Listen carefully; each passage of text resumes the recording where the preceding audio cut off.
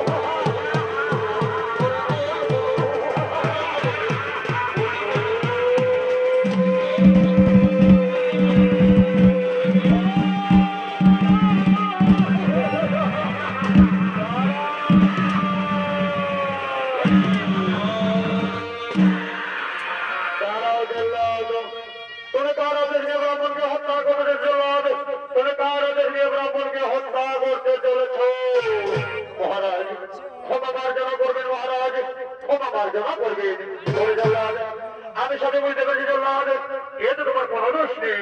যাও যাও জল্লাদ যাও, তোমরা তোমার গিরে ফিরে যাও।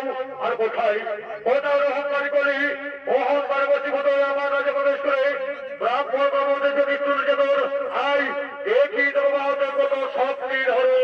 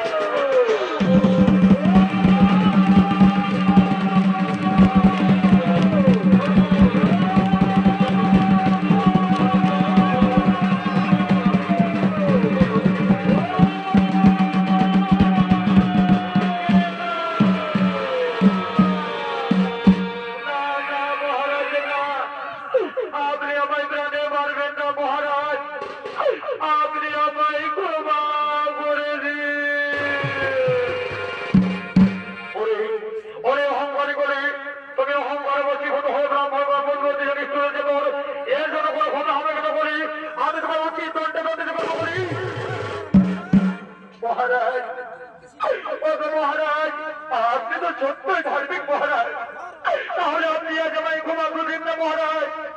আমি বলতে বসীভূত হয়ে করেছি, অন্যায় করেছি, কুকর্ম, আপনি আমায় ক্ষমা করে দিন মহারাজ, আপনি আমায় ক্ষমা করে দিন।